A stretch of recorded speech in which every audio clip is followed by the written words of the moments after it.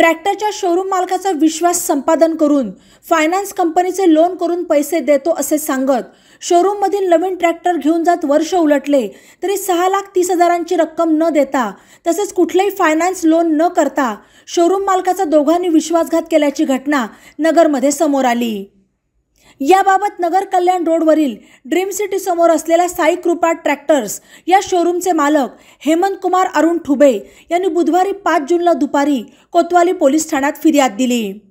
फिर्यादी यांच्या साई कृपा ट्रॅक्टर्स या शोरूममध्ये मागील वर्षी मे महिन्यात ज्ञानेश्वर हिरामण पवार राहणार वैजापूर आणि अनिल जाधव राहणार वळण तालुका राहुरी यांनी 7,50,000 रुपये किमतीच्या ट्रॅक्टरसाठी 1,20,000चे डाऊन पेमेंट आणि आवश्यक कागदपत्रे शोरूम मालक ठुबे यांना दिली। तसेच L&T फायनान्स कंपनीचे लोन करून उर्वरित रक्कम देऊ असे सांगून ट्रॅक्टर घेऊन गेले।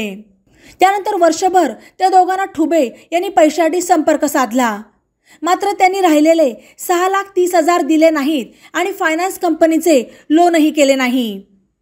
आपल्या दोघांनी विश्वासघात केल्याचे लक्षात आल्यावर ठुबे यांनी बुधवारी 5 जूनला दुपारी कोतवाली पोलीस ठाण्यात फिर्याद दिली। या फिर्यादीवरून पोलिसांनी दोघा आरोपींच्या विरोधात भारतीय दंडविधान कलम 406-34 प्रमाणे गुन्हा दाखल केला। ई नवा मराठा यूट्यूब चॅनलला सबस्क्राइब करा आणि बेल आयकॉनवर प्रेस करा।